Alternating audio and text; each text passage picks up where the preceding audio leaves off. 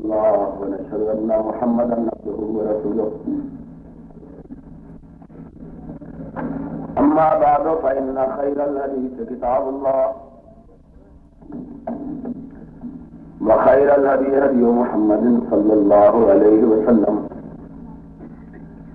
وشر الأمور محدثاتها وكل محدثة بدعة وكل بدعة ضلالة وكل ضلالة في النار. أعوذ بالله السميع العليم من الشيطان الرجيم. بسم الله الرحمن الرحيم.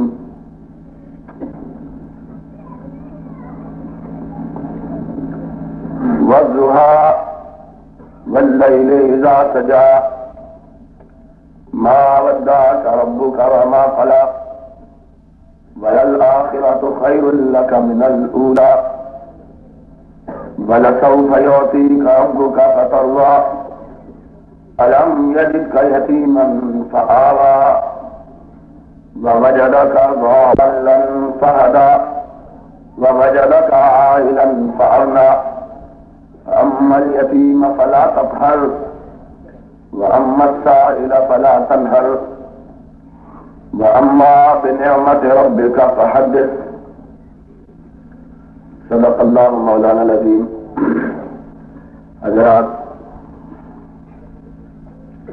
آج کل جگہ جگہ سیرت اقدس کے نام پر جلسہ عام کا انعقاد ہو رہا ہے. ریڈیو، ٹیلی ویژن، اخبارات، مکاتب، مدارس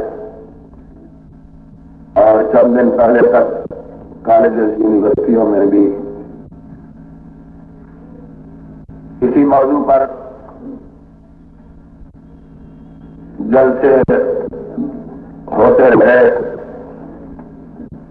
اور ہو رہے ہیں. میں یہ سمجھتا ہوں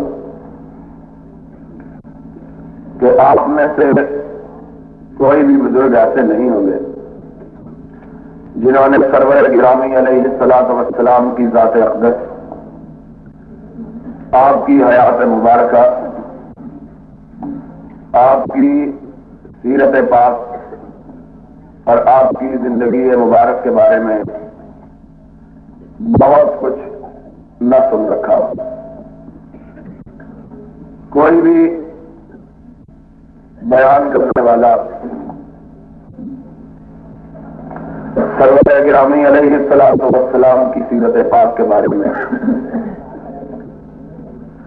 کسی نئی چیز کا اضافہ نہیں کر سکتا، بلکہ اپنی تمام تر قوتوں کے باوجود اور خطابت پر تمام قسم کی توانائیوں اور قدرتوں کے باوجود سرور کائنات علیہ الصلوۃ والسلام کی حیات پاک کے کسی ایک گوشے سے بھی کما حق کو انصاف نہیں کر سکتا.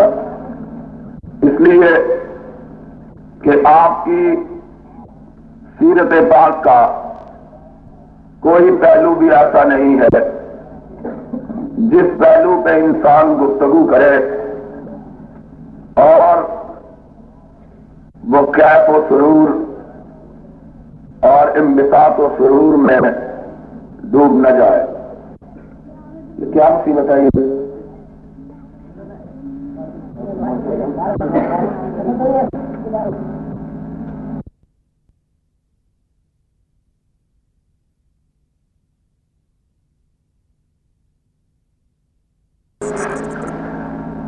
پہلی صف میں تو اس کو رکھا جاتا ہے جو اگر امام بھول جائے تو لقمہ دے سکے، اور آپ نے ایسے لوگ بٹھائے ہوئے ہیں کہ امام اگر صحیح پڑھ رہا ہو تو بلا لے.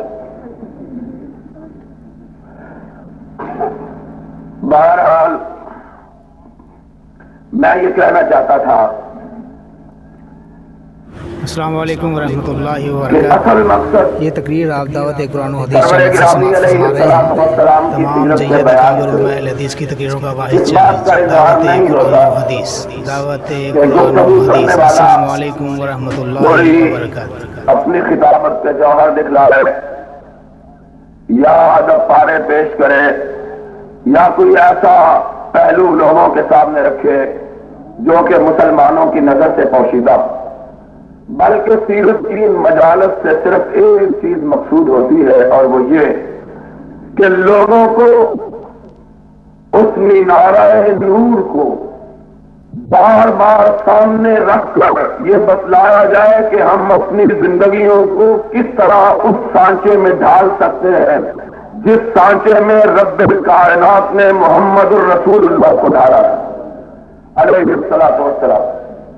اور یہی اصل میں سیرت کے بیان کا مقصد کہ ہم دیکھیں کہ ہماری زندگی کس طرح گزر رہی ہے اور سرور گرامی علیہ الصلوۃ والسلام نے اپنی زندگی کیسے گزاری ہے، ہم دنیا میں کس طرح جی رہے ہیں اور آقا کائنات علیہ الصلوۃ والسلام اس کائنات میں کیسے جیے، ہم لوگوں سے کس طرح کا سلوک روا رکھتے ہیں اور سرور گرامی نے کس طرح کا سلوک روا رکھا۔ یہ اگر چیز پیش نظر ہو پھر تو سیرت کے سننے کا بھی فائدہ، سیرت کے بیان کرنے کا مقصد بھی حاصل، اور اگر صرف یہی بات ہو کہ جلسہ ہوا، بہت بڑا ہوا، حد نگاہ تک آدمی تقریر ہوئی، بہت اچھی ہوئی، واہ واہ کیا کرنے، تو میرے خیال میں نہ سیرت کے جلسوں کا یہ مقصود ہونا چاہیے اور نہ ہی سیرت اس لیے بیان کی جانی چاہیے اور نہ ہی سیرت اس لیے سننی چاہیے۔ سیرت اس لحاظ سے بڑی اہمیت کی حامل ہے کہ رب کائنات نے اپنے کلام مجید میں حضور کی سیرت کو پوری کائنات کے انسانوں کے لیے اسوہ اور نمونہ قرار دیا۔ لقد کان لکم فی رسول اللہ اسوۃ حسنہ، تم دیکھو کہ میں نے محبوب رب العالمین کے بارے میں خود رب العالمین کہتے ہیں کہ میں نے اپنے محبوب کو تمہارے لیے نمونہ اور اسوہ بنا کر بھیجا۔ اپنی زندگیوں کو ان کے آئینے میں نکھارو، ان کے آئینے میں سوال کہ اگر تمہارے اعمال، تمہارے اوصاف، تمہاری گفتار، تمہاری رفتار، تمہارا کردار ان کے مطابق ہے تو تم واقعی آپ کو ان کی امت کہلانے کے مستحق اور ان کے وفادار کہلانے کا اعزاز رکھتے ہو، اور اگر تم میں ایسی کوئی بات موجود نہیں تو یاد رکھ لو، زبان سے اپنے آپ کو مومن کہنا، مسلمان کہنا، محب رسول کہنا، عاشق نبی کہنا کسی قسم کا نہ دنیا میں فائدہ پہنچا سکتا ہے نہ قیامت کو فائدہ پہنچائے۔ ہم دیکھیں آج اسی پہلو سے اگر سرور گرامی علیہ الصلوۃ والسلام کی زندگی پاک کا ہم مطالعہ کریں تو ہمیں نظر آتا ہے کہ ہم نے کوئی سی بھی چیز ایسی نہیں جو حضور کی اپنا رکھے۔ بہادری ہم میں نہیں، شجاعت ہم میں نہیں، دلیری ہم میں نہیں، دین کے لیے کٹنے مٹنے اور مرنے کا عزم ہم میں نہیں، استقامت حق پر ہم میں نہیں، مردانگی ہم میں نہیں، عزیمت ہم میں نہیں، وفا ہم میں نہیں، حیا ہم میں نہیں، صدق ہم میں نہیں، سچائی ہم میں نہیں، اور پھر ہم یہ کہتے ہیں کہ ہم محمد الرسول اللہ صلی اللہ علیہ وسلم کے ماننے والے۔ خدا کی قسم یا یہ بات غلط ہے یا پھر کیا کہیں، ایک ہی بات ہے کہ ہم منافقت کے عادی ہو گئے، جھوٹ کے عادی ہو گئے، اور ہم نے یہ تہیہ کر لیا ہے کہ نام تو نبی کا لینا ہے، کام ایک بھی نبی والا نہیں کرنا۔ وغیرہ آج ہمارے ملک کو جتنے مسائل درپیش کبھی درپیش نہ ہو، آج جن مصیبتوں میں ہم مبتلا ہیں، قریب ابھی مولانا یوسف انور صاحب کے ساتھ میں آ رہا تھا، کوئی میرا خیال میں ڈیرہ اسماعیل خان کے سفر میں مجھے اتنا نہیں تھکایا جتنا لائل پور کی سڑک نے مجھے تھکا دیا۔ ظاہر ہے کہ اب لاہور اور لہل پور کی سڑک جو ہے یہ انگلستان کے لوگوں نے تو نہیں بنائی، ڈنمارک کے یہودیوں نے تو نہیں بنائی، ہندوستان کے سکھوں اور ہندوؤں نے تو نہیں بنائی، یہ انہوں نے ہی بنائی ہے جو یہ کہتے ہیں کہ ہم سرور کائنات کے ماننے والے اور ان کے نام لیوا۔ حضور صلی اللہ علیہ وسلم زندگی میں کبھی کسی سے خیانت نہیں کی، زندگی میں کبھی خیانت کا نام تک نہیں سنا۔ آپ کے بڑے سے بڑے دشمنوں نے کہا کہ ہم نے محمد کو سوائے امانت کے اور کسی چیز کا مجسمہ نہیں پایا علیہ السلام۔ اور اب لوگ کہتے ہیں جی جنرل ضیاء الحق سیدھا کر دے گا۔ جنرل ضیاء الحق کس بات سے سیدھا؟ اگر ہمیں نبی کی سیرت سیدھا نہیں کر سکی ہے تو دوسرا کون ہم کو سیدھا کر سکتا؟ کون سیدھا؟ ہر چیز ہماری زندگی کا ہر پہلو جو ہے بددیانتی، جھوٹ، منافقت، بزدلی، خیانت میں ڈوبا، کوئی ایک پہلو۔ اور یہ ساری چیزیں اس لیے پیدا ہوئی ہیں کہ ہم نے صرف نبی کا نام لینا اور اس پر حال کھیلنا اور انگوٹھے چومنا، اور اس سے کوئی وہابی غیر وہابی کی بات نہیں ہے، ہم نے صرف اس کا اظہار کر دینا، سیرت کے جلسے کر لینا، ان میں حاضری بھر لینا اپنے لیے کافی سمجھا۔ ہم نے کبھی یہ محسوس نہیں کیا کہ سرور گرامی علیہ الصلوۃ والسلام کی سیرت کے سننے کا معنی یہ ہے کہ جو بات حضور اکرم صلی اللہ علیہ وسلم کے اوصاف کے بارے میں سنی ہے جان چلی جائے لیکن محمد کی ادا نہیں جائے، یہ اصل میں مقصود تھا۔ ہم نے کہا یہ تو بات صحیح بات۔ ہم نے دیکھا جو لوگ صحیح معنوں میں مومن تھے، مسلمان تھے، انہوں نے حضور کی ایک ایک ادا پہ جان دی، لیکن ادا کو چھوڑنا گوارا نہیں۔ ہمیں کیا؟ ہمیں نہ ادا ملی، نہ وفا ملی، نہ صدق ملا، نہ حیا ملی، ہمیں تو کچھ بھی نہیں۔ ہم آج اتنی بدقسمتی کی بات ہے، آج میں بات پتہ نہیں کیا طبیعت ہی کچھ ایسی پائی ہے کہ جب حق کی کوئی بات کرنے لگوں تو دماغ کہتا ہے نہ کرو، دل کہتا ہے نہیں، دماغ کی بات مت مانو، یہ بڑا فتنہ گر ہوتا ہے، جو بات کہو حق کی کہو۔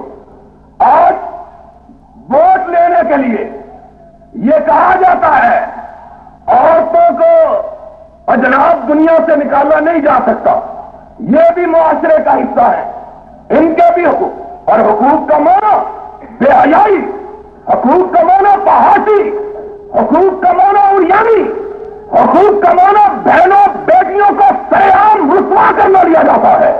حقوق کا معنی یہ نہیں ہے کہ جس طرح سرور کائنات نے ان کے حق ادا کیے ہیں وہ حق ادا کیے جائے، یہ معنی نہیں لیا جاتا۔ پچھلے دنوں مجھے انتہائی افسوس ہوا کہ ہمارے ایک دیندار وزیر بیٹھے ہوئے مشاعرے کی صدارت فرما رہے تھے اور بے حیا، بے پردہ عورتیں ان کے سامنے فوج چاول پڑ رہی تھی، مشاعرہ ہو رہا۔ میں نے کہا یہ کیا ہے؟ کہنے لگے جناب اب عورتوں کو آپ قتل کرنا چاہتے ہیں؟ میں نے کہا میرے آقا و مولا نے عورتوں کو قتل کیا تھا۔ مداحنت، بے دلی، کمزوری، منافقت، ہم نے اس کا نام اسلام سنا۔ محمد رسول اللہ صلی اللہ علیہ وسلم کائنات میں عورتوں کا سب سے بڑا محافظ بن گیا۔ اس نے کہا کہ عورت سونگنے کی چیز نہیں ہے، عورت مسلنے کی چیز نہیں ہے، عورت دل کے بہلانے کی چیز نہیں، عورت کائنات کی اتنی بڑی قوت ہے کہ اللہ نے اس کے پیروں میں جنت رکھ دی ہے۔ آپ کے پاس ایک آدمی آیا، آپ نے کہا سنو، اگر کوئی شخص اللہ کی راہ میں لڑے اس کے جسم کے خون کا پہلا قطرہ بھی زمین پہ نہیں گرتا کہ اللہ اس کے سارے گناہوں کو معاف کر دے گا۔ ایک آدمی لگتا ہوا ہے، اس نے کہا حضور میرا بھی نام لکھ لیجئے۔ میرے آقا نے فرمایا تمہاری میرے خیال میں ماں زندہ ہے؟ اس نے کہا اللہ کے رسول زندہ۔ فرمایا میرا خیال ہے کہ بوڑھی ہے۔ اس نے کہا حضور آپ نے سچ فرمایا بوڑھی ہے۔ فرمایا جاؤ جا کے اس کی خدمت کرو۔ اس نے کہا اللہ کے رسول اتنی بڑی نعمت سے آپ مجھے محروم فرمانا چاہتے ہیں کہ خون کا پہلا قطرہ ابھی زمین پہ بھی نہ گرے، رب گناہوں کو معاف کر دے۔ آپ نے فرمایا ساتھی سن لے، اللہ نے یہ جنت تلواروں کی چھاؤں میں رکھی یا وہاں کے پیروں میں رکھی ہے۔ عورت کو یہ حق ادا کیا۔ عورت کو حقوق دینے کا مطلب یہ ہے کہ اس کا رانی بنا کر، اس کا ملکہ بنا کر اس کو گھر میں رکھا جائے، ماں سمجھ کر اس کے پیروں کو دھو کر پیا جائے، بیٹی سمجھ کر اس کی دینی تعلیم و تربیت کا اہتمام کیا جائے کہ میرے آقا نے کہا جس کو رب نے 2 بیٹیاں عطا کی اس نے ان کی تربیت کی، ان کو عصمت و عفت سکھلائی، ان کو پالا، ان کو پرورش دیا، ان کو پروان چڑھایا اور نیک آدمی سے ان کا رشتہ کیا۔ میرے آقا نے فرمایا کہ قیامت کے دن جنت میں اللہ مجھ کو اس کے ساتھ اس طرح، اس کو میرے ساتھ اس طرح کھا کرے گا، اس طرح میری سنگت اور رفاقت اسے ادا کرے گا جس طرح ان 2 انگلیوں کو آپس میں رکھا کر کھاتے ہیں۔ عورت کے حقوق کا مطلب کیا ہے؟ تم نے کہا نہیں عورت کو بازار، اور پھر کہتے ہیں اسلام اس بات کا نام نہیں کہتے ہیں، اور نام اسلام کا سنو، سرور گرامی کی بیگم آپ کی زوجہ مبارکہ، آپ کی اہلیہ مبارکہ یہ کہتی ہے، ایک دن حضور اکرم صلی اللہ علیہ وسلم اپنے گھر میں تشریف فرما، ایک عورت کافرہ مشرکہ آپ سے مسئلہ پوچھنے کے لیے آئی، چادر درمیان میں حسب عادت لٹکی ہوئی کہ جو بھی عورت آئے پردے کے پیچھے سے مسئلہ پوچھے۔ مولوی بھی سن لے، یہ جو مسئلے بتلاتے ہیں بے پردہ بیٹھ کر، حجروں میں بیٹھ کر تعویذ دیتے ہیں، حرام ہے شرن کسی غیر محرم عورت کو تنہائی میں بیٹھنا کسی مرد کے ساتھ، یہ کوئی اسلام نہیں۔ وہ تعویذ کوئی اثر نہیں رکھتا، وہ تعویذ رحمان کا تعویذ نہیں، شیطان کا تعویذ ہے جس کو لینے کے لیے عورت کسی مولوی کے پاس، کسی پیر کے پاس، کسی خطیب کے پاس، کسی واعظ کے پاس، کسی ذاکر کے پاس، کسی مرشد کے پاس تنہائی میں حجرے میں بیٹھ کر لینے کے لیے آتی ہے۔ وہ تعویذ رحمان کا تعویذ نہیں، شیطان کا تعویذ ہے۔ سن لو، محمد الرسول اللہ صلی اللہ علیہ وسلم کے پاس عورتیں آتی ہیں، امہات المومنین گھر میں موجود ہے، پردے کے پیچھے بیٹھ کر مسائل پوچھتی ہے۔ ایک عورت آئی، اس نے کہا حضور اسلام کیا؟ آپ نے فرمایا اسلام یہ۔ اس نے پوچھا ایمان کیا؟ آپ نے فرمایا ایمان یہ۔ اس نے کہا حضور مجھے مسلمان کر لیجیے۔ حضور نے آیت کریمہ کی تلاوت کی، یا ایھا النبی اذا جاءک المؤمنات یباینک علی اللہ یشرکن باللہ شیئا ولا یسرقن ولا یزنین ولا یقتلن اولادہن ولا یأتین ببہتان یفترینہ بین ایدیہن وارجلہن ولا یأتینک فی معروف فبایعہن واستغفر لہن اللہ۔ اے میرے محبوب، اگر کوئی عورت ایمان لانے کے لیے آئے تو اس کو کہیے کہ سب سے پہلے اقرار کرے کہ اللہ کے ساتھ کسی کو شریک نہیں ٹھہرائے، کسی کو شریک نہیں، اور کیا کہے؟ فرمایا لا یقتلن اولادہن، اپنی اولاد کو بھوک کے ڈر سے قتل نہیں کرے گی، لا یاتین ببہتان یفترینہ بین ایدیہن، وارجلہن، کسی پر تہمت نہیں باندھے گی، الزام نہیں لگے، چوری نہیں کرے۔ کہا اگر کوئی عورت یہ اعتراف کرے کہ آپ کی اطاعت کرے گی، اپنے رب کی اطاعت کرے گی، تو اس سے عہد لیجیے اور اس کو ہلکا بگوش اسلام کر لیجیے۔ بیعت کا لفظ آیا، اس عورت نے سمجھا شاید بیعت کے لیے ہاتھ کا ہاتھ پہ رکھنا ضروری ہے۔ حدیث پاک میں آیا ہے اس عورت نے یہ تقریر آپ دعوت جب یہ آیت کریمہ سنی، سنا رہے ہیں، درمیان میں لٹکی ہوئی چادر کو اٹھایا، حدیث کی تقریروں کا واحد اپنے چینل چہرے دعوت تک لے کے قرآن نہیں و گئی، حدیث، دعوت صرف اپنے قرآن و ہاتھ حدیث۔ سے السلام علیکم اوپر ورحمۃ کیا اور اللہ اپنا ہاتھ وبرکاتہ۔ آگے بڑھایا، آقا مجھ کو بیعت لے دیجیے، مجھے مسلمان فرما دیجیے۔ میرے آقا نے جب اس عورت کا بڑھتا ہوا ہاتھ دیکھا، اپنی آنکھوں کو بند فرما لیا، کہا بیوی اپنے ہاتھ کو پیچھے ہٹا لو، محمد کسی غیر محرم عورت کا ہاتھ دیکھنا بھی گوارا نہیں کرتا۔ تم کہتے ہو عورت کے حقوق کہتے کیا ہو؟ ایک اور نے کہا انٹرویو میں، یہ آئینی قوانین ان کے لیے عورتوں سے مشورہ کرنا چاہیے، اور آپ 12 کیوں نہیں قابلیت میں شرم کرو، دین کا نام لے کر دین سے مذاق مت کرو، دین کے بارے میں کسی کا مشورہ نہیں چلے گا، دین کے بارے میں حکم چلے گا تو رب العالمین کا، فرمان چلے گا تو رحمت للعالمین کا۔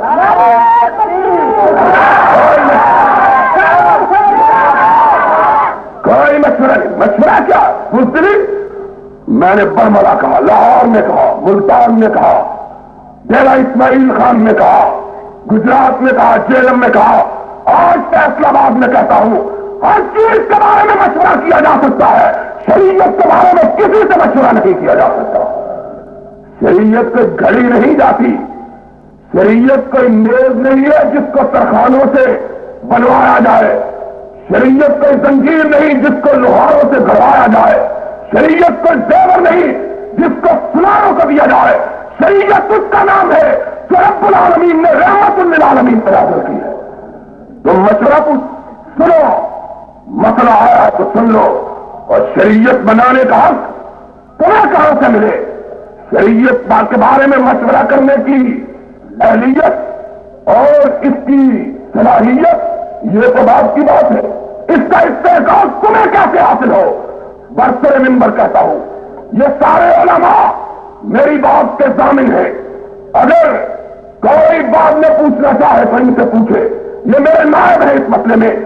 میں برسر منبر کہتا ہوں، شریعت بنانے کا حق خود محمد الرسول اللہ کو بھی نہیں ہے۔ تم نے کہاں سے کہا ہے؟ شریعت بنانے کے لیے مشورہ لے رہے ہیں، مشورہ کہیں سے نہیں، نہ چینیا والی مسجد سے، نہ پنیالے سے، نہ کراچی سے، نہ منصورے سے، کسی جگہ سے نہیں۔ شریعت کے بارے میں اگر بات پوچھی جائے گی تو رب العالمین سے پوچھی جائے گی یا رحمت للعالمین سے پوچھی جائے گی، کوئی مشورہ نہیں۔ لوگوں میں اسلام کے لیے یہ جذبات مت پیدا کیجیے کہ یہ باغیچہ یا پھال ہے، کسی کی رضا ہوئی تو ڈھل جائے گا، کسی کی رضا نہ ہوئی تو نہیں ڈرے گا۔ نہیں، شریعت وہ شریعت ہے جو ایک ادنا کے لیے بھی وہی ہے، اور آمنہ کے لال نے فرمایا کہ محمد کی بیٹی کے لیے بھی وہی، کوئی نہیں۔ پچھلے دنوں ایک اخبار میں آیا کہ وہ شریعت کے قانون سب پہ لاگو ہوتے ہیں مگر حکمران پہ لاگو پڑا کسی نے پڑا ہے، اور اس کو مدلل بیان کیا گیا، اس کی تائید کی گئی، حوالے دیے۔ حوالہ دینا ہے تو اس کا دو جس کے نام پہ آج مجلسیں رچاتے ہو۔ کہتے ہو حکمران کو مستثنی قرار دیا جائے گا، بادشاہوں کا بنایا ہوا دین نہیں کہ بادشاہ مستثنی ہو، شہنشاہوں کا دیا ہوا قانون نہیں کہ شہنشاہ مستثنی ہو، حکمرانوں کا دیا ہوا قانون نہیں کہ حکمران مستثنی ہو، رب العالمین کا دیا ہوا قانون ہے جس سے محمد بھی مستثنی نہیں ہے علیہ السلام۔ سنو، حوالہ دینا ہے تو کائنات کے شہنشاہ کرو۔ یہ بادشاہ جو ٹکے ٹوکری بکتے ہیں، خدا کی قسم ٹکے ٹوکری، کبھی بادشاہ کی گردن اتنی اکڑی ہوتی تھی کہ نیچے نہیں ہوتی تھی، اور اللہ نے جب نیچے کیا تو اتنا نیچے کیا کہ اب اوپر ہی نہیں اٹھتی ہے۔ ان حکمرانوں کی بات کرتے ہیں جن کا کوئی، اور ایران کا بادشاہ بھی دیکھا ہے نا، اپنے آپ کو کہتا تھا آریہ مہر، کسی کو ترجمہ نہیں آتا، وہ کہتا تھا میں صرف ایران کا بادشاہ نہیں بلکہ کائنات میں جہاں جہاں آریائی قومیں بستی ہیں ان سب کا میں چاند ہوں، اور ڈوبا تو ایک مولوی کے ہاتھوں ڈوب گیا۔ خدا مولویوں سے بھی بچائے، اور موجودہ حکمرانوں سن لو، مولویوں سے پھڈا نہ ڈالنا، ان کا مارا ہوا پانی بھی نہیں مانگتا ہے۔ کوئی سانپ کی ایک قسم ہوتی ہے جو اگر ڈس جائے نا تو اس کا ڈسا ہوا کیا ہوتا ہے، سنگچور ہوتا ہے نا، میں کہتا ہوں سنگچور نہیں ہوتا، وہ سانپوں کا مولوی ہوتا ہے۔ ان سے خمینی، یہ بھی اللہ کی قدرت کے نشان، 177 میں نشان دکھایا، کہا کہیں لوگوں بھول نہ جاؤ، 79 میں ایک اور نشان دیکھ لو، وہ تاج جس میں اربوں روپے کے ہیرے لگے ہوئے، جس میں اربوں ڈالر کے ہیرے لگے ہوئے، اور اللہ نے کہا تب پر تاج لیے پھرتا ہے۔ ایک مولوی جو مسجد میں پڑھاتا تھا، جس کو 15 سال پہلے جلا وطن کیا گیا، تو ایک آدمی نے احتجاج تک نہیں کی، ایک آدمی نے۔ میں خود ملا ہوں خمینی سے سن 67 میں عراق میں، میں نے کہا کیا حال ہے، کہہ رہا کیا پوچھتے ہو، قسم نہیں پرسد کے بھیا کی تھی، ہمیں نکالا گیا، کسی نے پوچھا ہی نہیں، اور جب پوچھنے والے نے پوچھا تو اس طرح پوچھا کہ اتنا بڑا اس کا استقبال ہوا ہے کہ دنیا کی تاریخ کے 200 سالوں میں اتنا بڑا استقبال کسی کو نہیں ہوا۔ اور شہنشاہ جو اپنے آپ کو شہنشاہ کا رضا مراکش میں بیٹھ کر اس طرح چھپ چھپ کے دیکھتا ہے جس طرح بچے چوروں کو چھپ چھپ کے دیکھتے ہیں، سامنے آنے کی ضرورت۔ اور آج بیان چھپا ہوا ہے، کہتا ہے اصلی حکمران تو خمینی ہے لیکن آئینی حکمران میں ہوں۔ اس نے خمینی نے آج کہا بیٹا میں تیرے رحیم کی بھی منجی پیڑی ٹھوک دوں گا، فکر نہ کر، تو ہوش کی دعا کر ذرا۔ آئین کی بات کیا ہے؟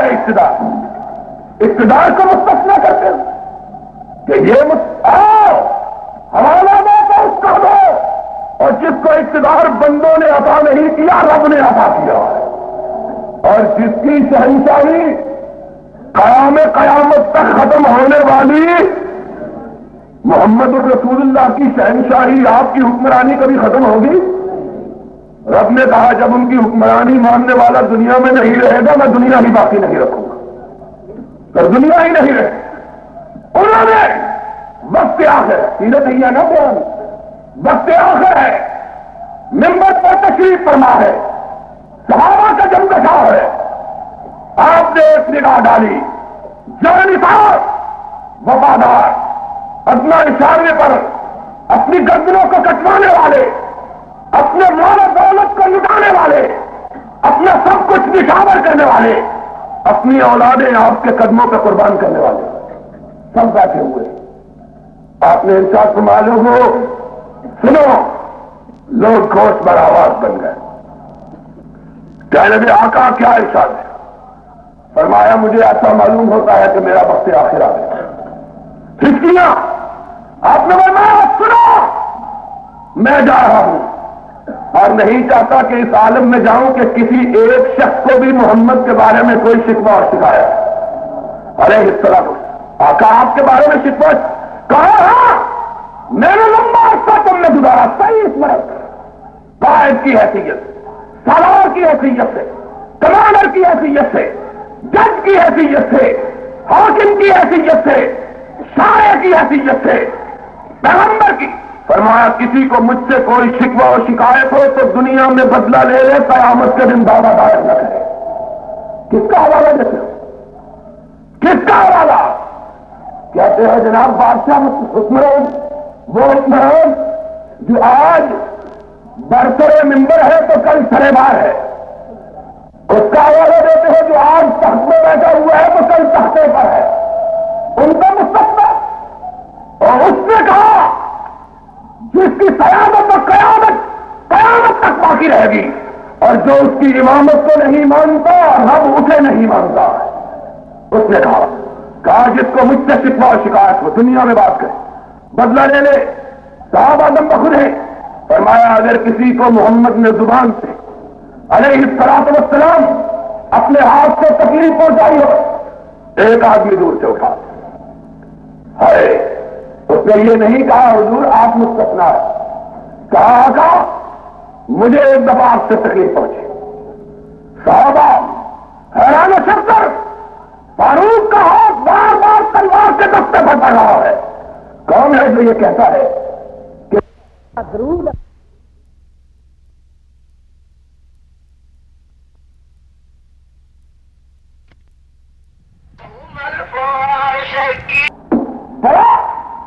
یہ بڑا کا بڑا اور خود ساتھ کا بڑا نہیں، یہ وہ بڑا ہے جسے رب نے بڑا بنایا، جسے رب نے کہا انا ارسلناک شاہدا ومبشرا ونذیرا وداعیا الی اللہ باذنہ وسراجا منیرا۔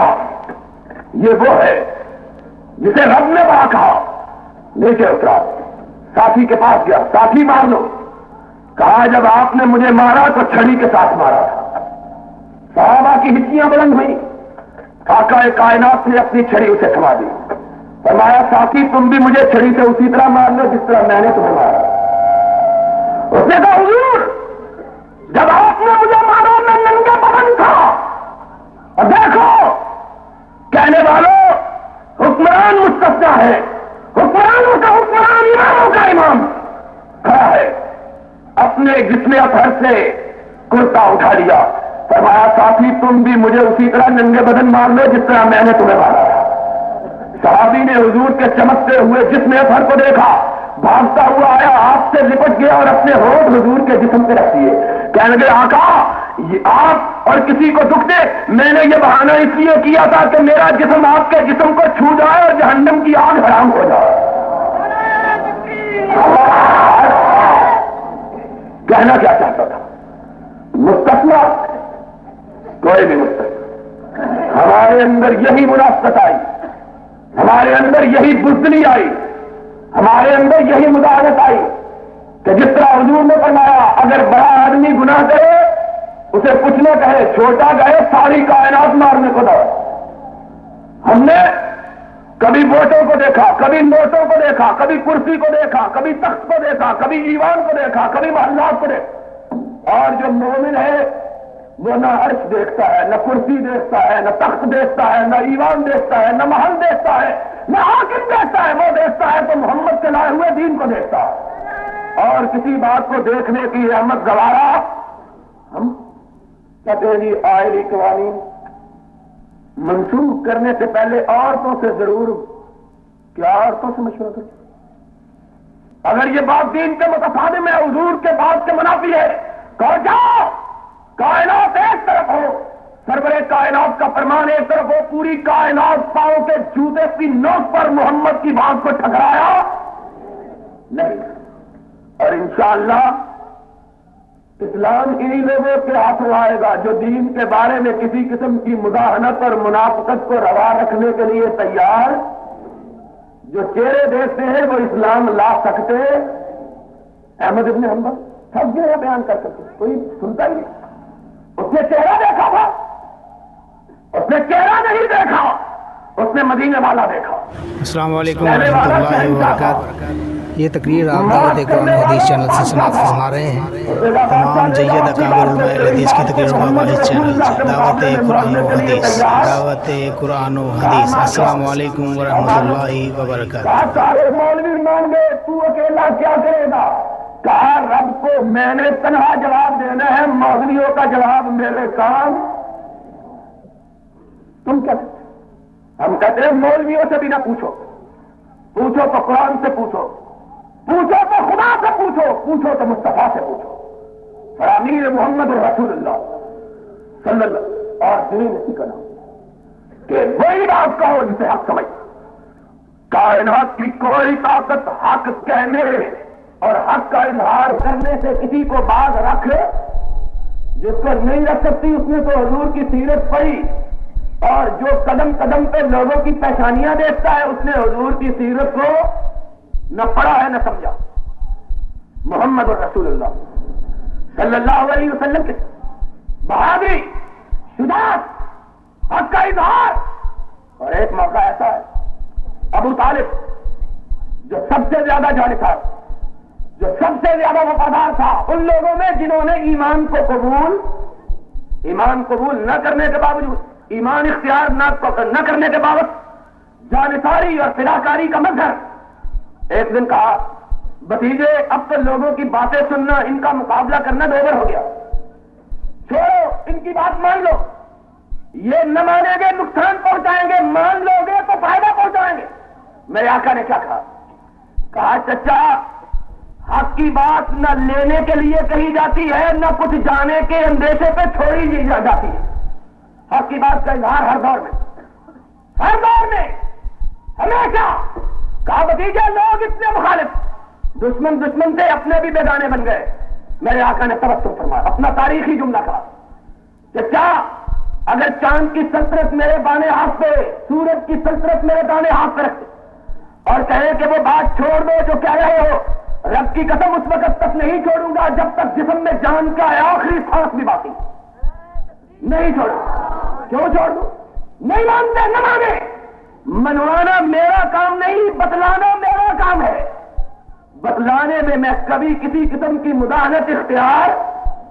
अब कहते क्या अच्छे लोग मौलवी कहते हैं जनाब, और ये दीन की बात तो सच्ची है, हुजूर का फरमान भी, पर आहिस्ता आहिस्ता। क्यों आहिस्ता आहिस्ता? کہنے لگے جناب یکدم کون مانے؟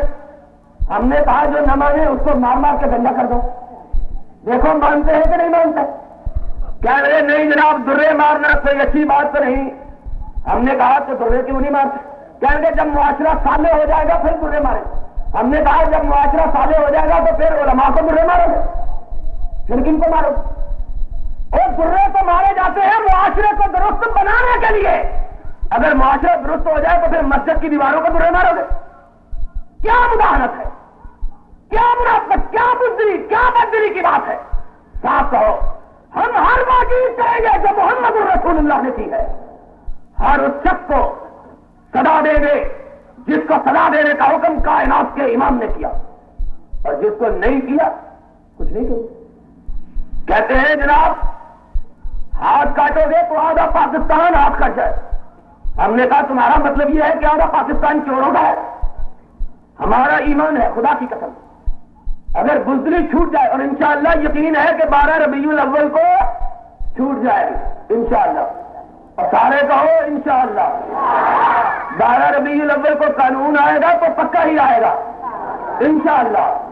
جنرل ضیاء کو بھی پتا ہے اب کچا قانون چل سکتا نہیں چلے گا، سیدھی بات، کچا قانون اب چل سکتا چلے گا تو پکا ہی چلے گا۔ اور پکا کون سا ہے؟ پکا وہ ہے جس پر مدینے والے کی مہر لگی ہوئی، باقی سارے قانون کچے۔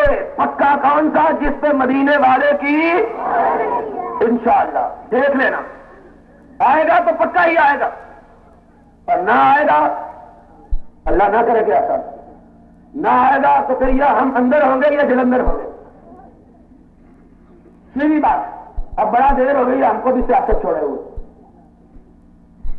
بڑی مشکل سے چھوڑی تھی لیکن کچھ اچھے اثرات مرتب نہیں ہوئے، صحت خراب ہو گئی۔ صحت کو درست کرنے کے لیے اب پھر کوئی حرکت کرنی ہی پڑے گی، اور خدا کرے کہ حرکت اچھی سمت ہی ہو۔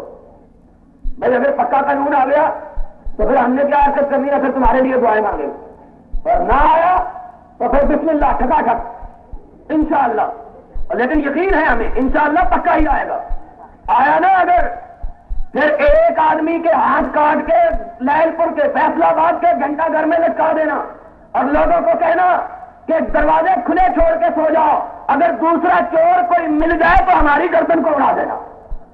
پتا ہے لوگوں کو کہ جناب چوری کریں گے کیا ہوگا، 10 روپے جرمانہ نہیں ہوگا، 20 روپے ہو جائے گا، 3 مہینے کی اگر سزا نہیں ہوگی 6 مہینے ہو جائے گی، اور کیا۔ لیکن جب پتا ہوگا نا کہ چوری کرے گا تو ہاتھ کرنے والا بھی باقی، تو پھر 100 مرتبہ سوچے گا کہ اس ٹنڈ منڈ کو لے کے کہاں جاؤں گا۔ ساری دنیا کہے گی کہ وہ دیکھو چور آ رہا ہے، پتا چلے گا۔ خدا کی عبرت ہے، کسی حکمران نے تو نہیں بنایا۔ اور میں تمہیں ایک بات بھی بتلا دیتا ہوں، پہلے حکمران جانتے ہو کہ اسے نافذ نہیں کرتے رہے، کیونکہ جانتے تھے کہ سب سے پہلے خود ان کے اپنے ہاتھ کاٹے جائیں گے، اس لیے نہیں کی، خود چور تھے۔ اور اگر کوئی چور نہیں ہے تو اس کو ہاتھ کاٹنے کی تکلیف کیا ہے؟ بھائی اگر کسی کی مال جان آبرو عزت عصمت عفت ناموس محفوظ ہو جاتا ہے تو تکلیف کی کیا بات؟ یہ والا بھی کہ پاک بازوں کے ہاتھ کاٹے جائیں گے، کہا چوروں کے کاٹے جائیں گے۔ اور میں بات سچی کرتا ہوں، یاد رکھنا، جو ہاتھ کاٹنے کی مخالفت کرتا ہے یا چور ہے یا چور کا بھائی وال ہے، مگر نہ اسے مخالفت کرنے کی کوئی ضرورت ہے کیا؟ ضرورت ایک ہاتھ ایک بدکار کو سنسار کرو چوراہے میں لٹا کر، پھر دیکھو کہ کوئی بدکاری کا ارتکاب کرنے کی جرات کیسے کرتا، ہوگی ہی نہیں انشاءاللہ۔ معاشرہ پاک باز تبھی بنے گا جب مصطفیٰ کی سیرت اور کردار کو اس پاکستان میں عملی طور پر نافذ کیا جائے گا، مگر نہ معاشرہ پاک باز بن سکتا۔ یہ جس نے لائل پور کی سڑک بنائی ہے نا، خدا کی قسم آج اگر میں وزیر ہوتا نا تمہارے شہر کے وزیر کی بجائے، ایک تمہارا شہر والا بھی وزیر ہے، ہمارا یار ہے، اس کی بجائے میں ہوتا نا کہتا کھڑا کر دو ان کو سب کو جنہوں نے سڑک بنائی ہے۔ اور کیا کرتا میں کہتا کہ آئندہ بجری ڈالنے کی بجائے سڑک میں ان کو ڈال دو، پھر دیکھتا کہ سڑک کیسے ٹوٹتی، سڑکیں کیسے نہ ٹوٹے، بنانے والا بھی مال، بنوانے والا بھی مال، سپرویژن کرنے والا بھی مال، نگرانی کرنے والا بھی مال، اوورسیئر بھی مال، ایکسین بھی مال، سب مال ہی مال. تو بیچارہ بنانے والا ان کو مال دے کہ زمین کو مال دے؟ خدا کی قسم کبھی کبھی حیرانگی ہوتی ہے کہ یہ ملک ہے کوئی؟ جس ملک کے مواصلات بھی درست نہ ہو وہ ملک کیا ملک ہوگا؟ ایک سڑک ہماری سیدھی نہیں، اور جس طرح ہماری سڑک کوئی سیدھی نہیں اسی طرح ہماری حالت بھی سیدھی نہیں. اور تم دیکھو لوگ کہتے ہیں نا مولوی تو ہر بات کو دین کی طرف لے جاتے ہیں. دین آیا، ایک آدمی مجھے کہا ساری بات میں گیا، بڑی تکلیف ہوئی، اسی طرح کی سڑک تھی جس طرح کی نشاط آباد سے آ گئے. میں نے کہا دین آ گیا تو سڑکیں سیدھی ہو جائیں گی. ایک آدمی کہنا مولوی جی کو خدا کا خوف کرو اور دین کا سڑک میں نال کی تعلق ہے. میں نے کہا دین نام ہی سڑک کا ہے. اہدنا الصراط المستقیم، اور سیدھا راستہ وہی ہوتا ہے جو بالکل پلین ہو. جس راستے میں گڑے پڑے ہوئے ہوں اسے صراط مستقیم نہیں کہا جاتا. بدجہانتی کا خاتمہ ہو، بے ایمانی کا خاتمہ ہو، رشوت ستانی کا خاتمہ ہو تو پھر سڑک کبھی ٹوٹے گی؟ سڑک کو لوگوں نے نہیں توڑا، رشوت نے توڑا. سڑک کو بنانے والے نے نہیں توڑا، بدجہانتی نے توڑا ہے. سڑک کو اوپر سے گزرنے والی ٹریفک نے نہیں توڑا، خیانت نے توڑا. کیسے سڑک درست؟ دین آیا تو سب کچھ صحیح. اور صحیح ہوا کہ نہیں ہوا؟ محمد رسول اللہ صلی اللہ علیہ وسلم امام کائنات بنا کر بھیجے گئے. حالت اتنی پتلی کہ لوگوں کے پاس کھانے کو کچھ نہیں. اور ان ایام کے حالات کا اندازہ حضرت فاروق اعظم کی بات سے کر لو، رضی اللہ ہو، سب کا ہو رضی اللہ ہو تعالیٰ. ان سے کسی نے پوچھا ان ایام میں فاروق تیری سب سے بڑی خواہش کیا ہے؟ اندازہ لگاؤ حالت کیا تھی. کہا سب سے بڑی خواہش یہ ہے کہ 100 اونٹ مجھے مل جائے اور آرام کی زندگی گزارو، صرف 100 اونٹ. اور جب اسلام آ گیا، دین آ گیا، ایمان آ گیا، پھر کسی نے پوچھا فاروق تیری سب سے بڑی خواہش کیا ہے؟ کہا میری خواہش کو الفاظ کے سانچے میں ڈالا نہیں جا سکتا. کہا فاروق بتلاؤ تو صحیح. کہا میری خواہش یہ ہے کہ روئے زمین کا کوئی چپا ایسا نہ بچے جہاں محمد کا پرچم نہ لہرا رہا ہو. دین آیا پھر ہر چیز. دین آیا اس نے فقیروں کو تلنگر بنایا. دین آیا اس نے گداگروں کا شہنشاہ کیا. دین آیا اس نے مخلصوں کلاشوں کا تلنگر کیا. دین اس کی برکات، خدا کی قسم دین آ جائے ہمارے ملک کا سارا مسئلہ سیدھا ہو جائے. بدقسمتی تو یہی ہے کہ نہ دین آتا ہے نہ سڑکیں ٹھیک ہوتی، نہ دین آتا ہے نہ بجلی کا مسئلہ درست ہوتا، نہ دین آتا ہے نہ پانی. کوئی چیز درست نہیں اس وقت تک ہو سکتی جب تک کہ محمد کا لایا ہوا نظام رائج نہیں ہو. انشاءاللہ دین آئے گا سب مسئلے درست ہوں گے.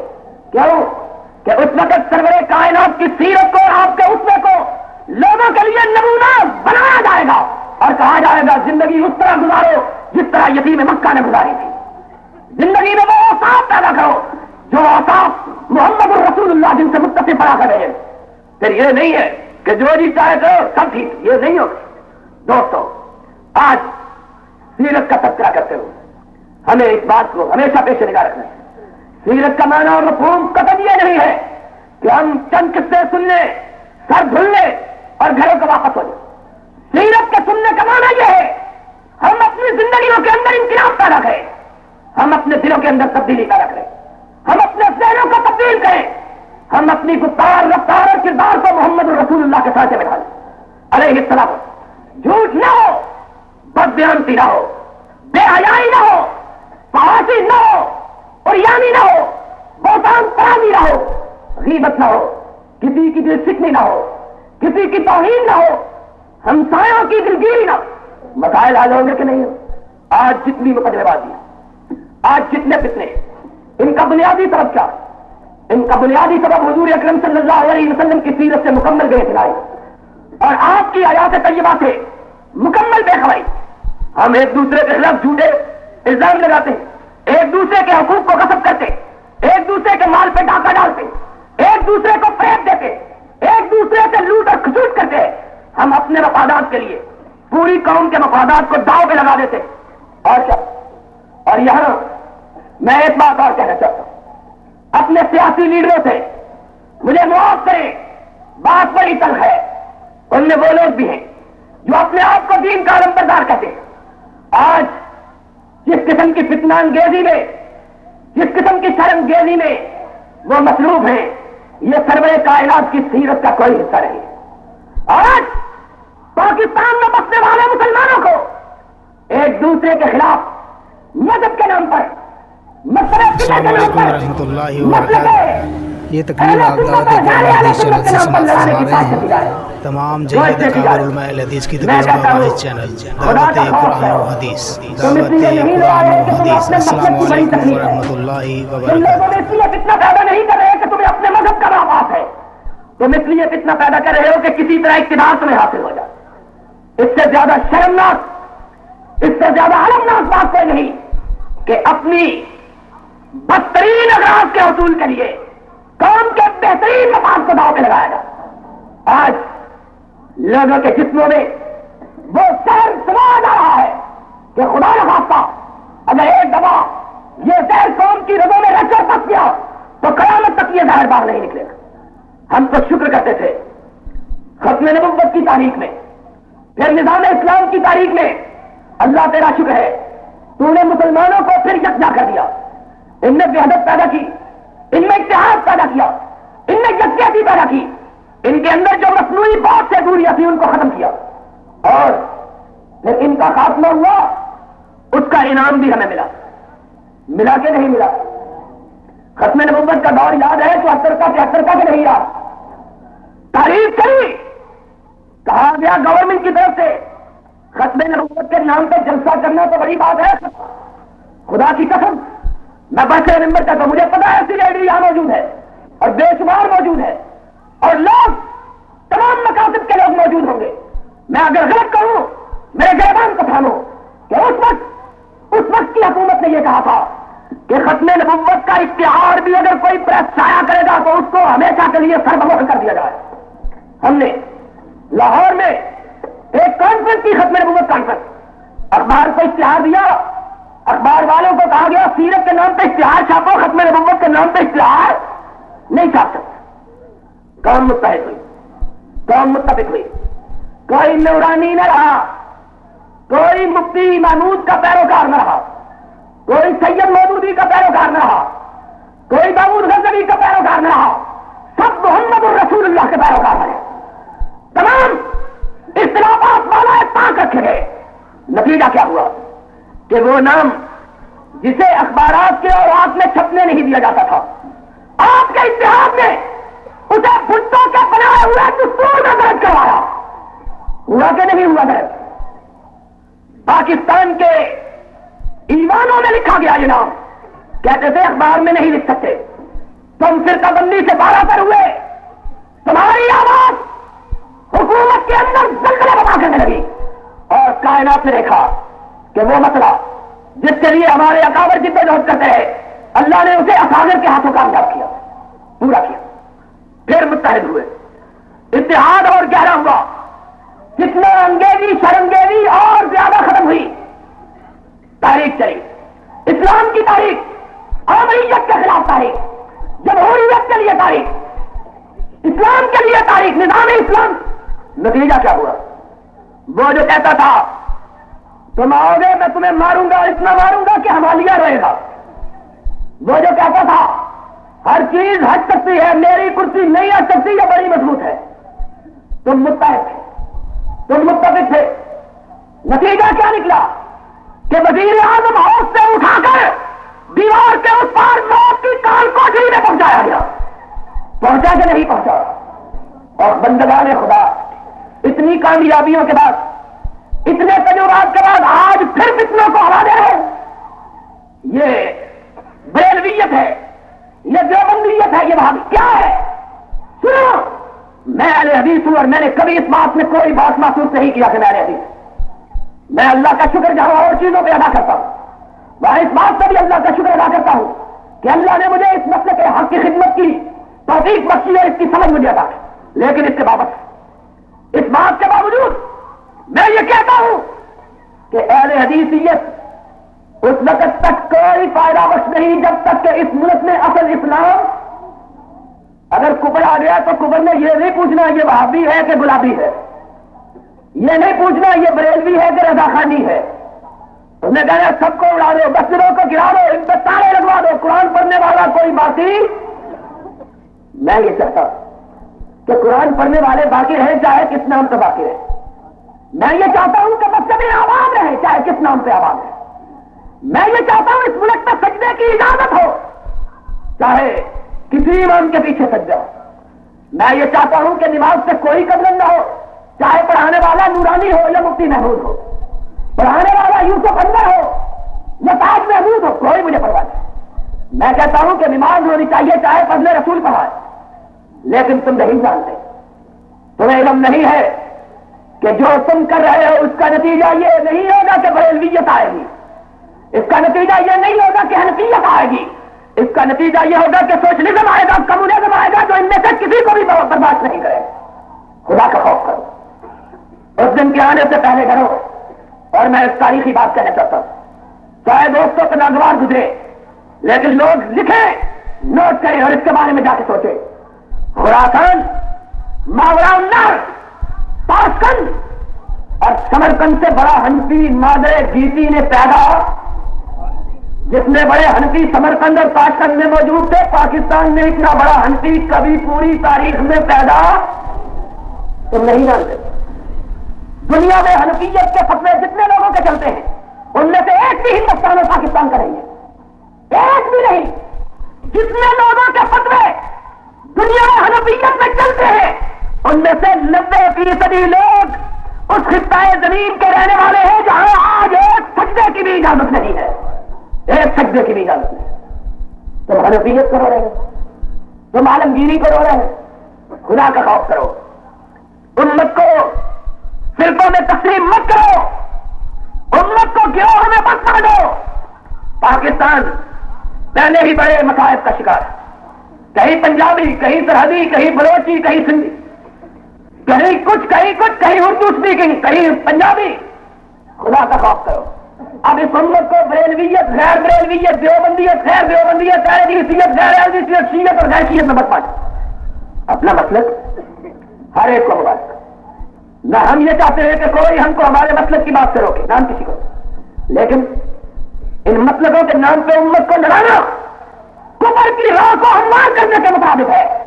اور یاد رکھو، اگر خدا نخواستہ اس کی وجہ سے امت میں کوئی امام آیا تو آنے والا مورخ ان لوگوں کو پاکستان کے بڑے غداروں کے سامنے کھڑا کرے گا جنہوں نے امت کی تباہی کے لیے فرقہ بندیوں کے فتنے کو ہوا دی تھی. بات سچی ہے. خدا کا جب تم یہ کہتے ہو نظام اسلام آئے تو کیا حنفیت کوئی اس کے خلاف بات ہے؟ کیا بریلویت کوئی اس سے الگ مسئلہ ہے؟ اگر نظام اسلام ہی سب ہے تو پھر یہ کیا باتیں ہیں کہ فلاں ایسا ہے اور فلاں ایسا ہے؟ ان مسئلوں کی آج کوئی ضرورت نہیں، نہ امت کو ان کی ضرورت ہے، نہ قوم کو ضرورت ہے، نہ ملک کو ضرورت ہے. اتحاد سے ہم نے مسئلہ ختم نبوت منوایا، اتحاد سے ہم نے عوامر کو ہٹایا، اتحاد سے ہم نے اسلامی نظام کی راہ ہموار کی، اور اتحاد ہی سے ہم اس ملک میں صحیح طور پر اسلامی نظام کو نافذ کر سکتے ہیں. اور یہ بات میں بتائیوں 4-5 جو اعلان ہونے والے ہیں اللہ کے فضل و کرم سے اسلامی نظام کی طرف پہلا قدم ہوگا انشاءاللہ. لیکن مکمل نظام اسلام یہ نہیں، مکمل نظام اسلام اس دن ہوگا جب پاکستان میں کوئی اپنے آپ کو مسلمان کہلانے والا نماز کی بے حرمتی، زکات کی ادائیگی سے انکار نہیں کرے.